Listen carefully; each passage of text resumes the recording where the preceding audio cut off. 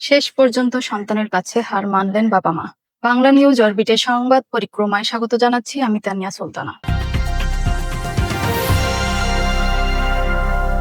ঢাকার সিএমএম আদালতে বাবা মায়ের বিরুদ্ধে মামলা করে দেশ জুড়ে আলোচনার জন্ম দিয়েছিলেন তরুণী Meherin Ahmed. Excuse me, I am not a property, I am a human being. পারিবারিক সহিংসতা প্রতিরোধ ও সুরক্ষা আইনে তিনি জন্মদাতা পিতামাতার কাছ থেকেই সুরক্ষা চেয়ে আদালতের দ্বারস্থ হন।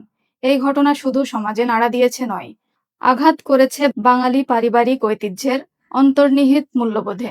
কিন্তু ঘটনার মোড় ঘুরেছে। মাসখানেক পর মেহেরিনের পক্ষ থেকে সংবাদ সম্মেলন করে তার আইনজীবী জানান, মা এখন মধ্যস্থতা চান। মধ্যস্থতা বা কাউন্সিলিং এর মাধ্যমে পেয়ে যান, সেজন্য সকলের কাছে সহযোগিতা কামনা করেছেন। তার মা আমাকে জানিয়েছেন মেহেরিন আহমেদ একজন মেধাবী শিক্ষার্থী। ইতোমধ্যে একটি কাউন্সিলিং ও আলোচনার চিঠি পেয়েছেন তারা। মেহেরিনের মা তাকে একজন মেধাবী শিক্ষার্থী হিসেবে বর্ণনা করেছেন ও পারিবারিক দূরত্বের কথা অকপটে স্বীকার করেছেন। তিনি জানান, বাবা মা দুজনেই কর্মজীবী হওয়ায় মেয়ের সঙ্গে তাদের সম্পর্কের মাঝে গ্যাপ তৈরি হয়েছিল। যদিও তারা এখন একই ছাদের নিচে থাকেন, তবে বাস্তবতা হলো গত ৫-৬ বছর ধরে তাদের পারস্পরিক সম্পর্ক প্রায় নেই।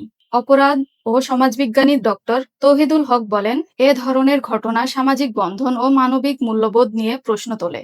যদিও প্রতিটি পরিবারে এমন ঘটনা নেই, কিন্তু এটিও একমাত্র নয়। সমাজে হয়তো আরো অনেক ঘটনা ঘটেছে নীরবে, ভিন্ন ভিন্ন প্রেক্ষাপটে।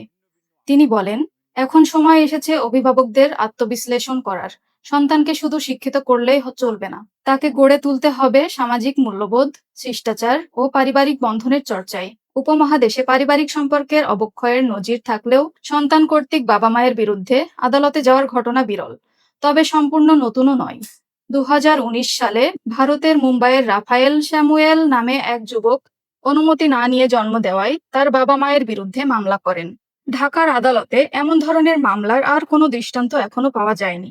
তবে শেষ পর্যন্ত যদি মধ্যস্থতা ও পারস্পরিক বোঝাপড়ার মাধ্যমে সমাধানে পৌঁছানো যায়, তাহলে তা হতে পারে একটি ইতিবাচক দৃষ্টান্ত, যেখানে সম্পর্কের টানাপোড়েন শেষ পর্যন্ত জায়গা করে নেয় মানবিকতার। আপনার চারপাশে ঘটে যাওয়া গুরুত্বপূর্ণ খবর জানতে সাবস্ক্রাইব করুন বাংলা নিউজ অরবিট, আর ভিডিওটি শেয়ার করতে ভুলবেন না। ধন্যবাদ।